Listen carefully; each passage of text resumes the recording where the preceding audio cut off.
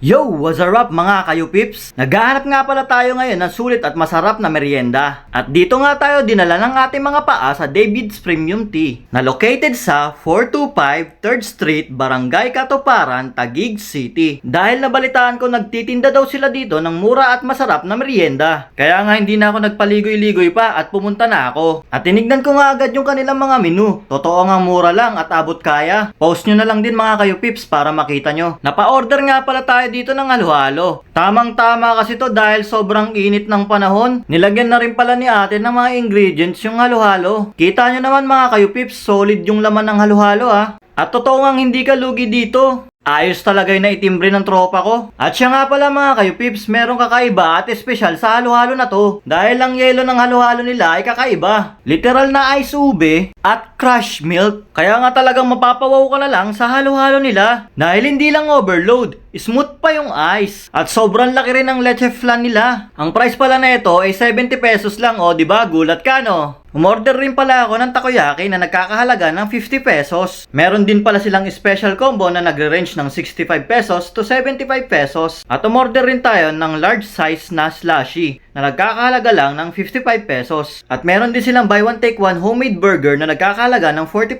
pesos. Meron din silang medium size frap na nagkakahalaga ng 50 pesos. At yun mga kayo pips, kompleto na nga pala lahat ng in-order natin. Ano pa nga bang dapat natin hintayin? Food tripan na. What's up mga kayo pips? Andito nga pala tayo sa David's Premium Tea na makikita lang natin dito sa Signal Taguig. Meron nga pala sila dito special combo na meron ng cheese stick, fries, at hotdog. Meron na rin siyang drink. Depende sa'yo kung ano yung drinks na ilalagay mo dito. Pwedeng fruit drinks o yung milk tea. Meron rin sila dito ng halo-halo. At meron din silang slushy. Meron din tayo dito ng frap. Meron din tayong takoyaki. At meron din tayong burger. So ano pang hinihintay natin? Food trip na tayo.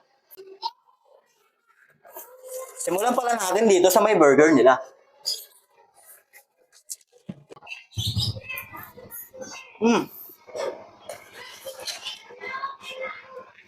Sulit yung burger nila dito. Dahil yung patties nila, homemade nila. Tignan nyo naman. Papara. Wala ka magkasabi. Tapos, inuman mo pa ng slushy.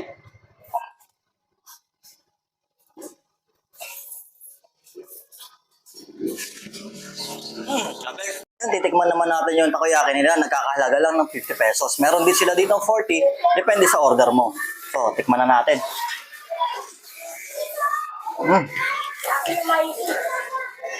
Ang sarap.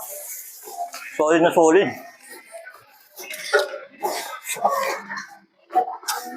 Solid yung pagluto nila ng takoyaki dito. Ang sarap. Tapos, inuman mo pa ulit. Pag pawis na pawis ko, sobrang pagod na pagod na, mainit. Talaga nga naman, sarap. Ito naman, meron sila dito special combo. Na kung nagtitipid ka, saktong-sakto lang. Sa halagang 65 pesos, meron na siyang fries, cheese sticks, at hotdog. Meron na rin siyang drinks. So, tikman na natin. Solid. Ano?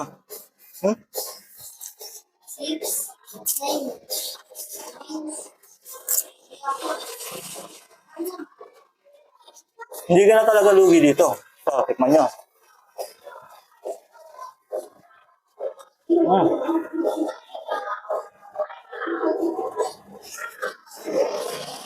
Sarap. Punta lang po kayo dito sa Davis at matatagpuan po siya dito sa 425 3rd Street, Barangay Katuparan, Taguig City. Malapit po siya sa dulo ng Pag-asa. Open po kami ng 3 p.m. hanggang 9 p.m. ng gabi. May page po kami, Davis. Search nyo lang po yan. Makikita nyo po doon kung ano po yung mga tinitinda namin dito.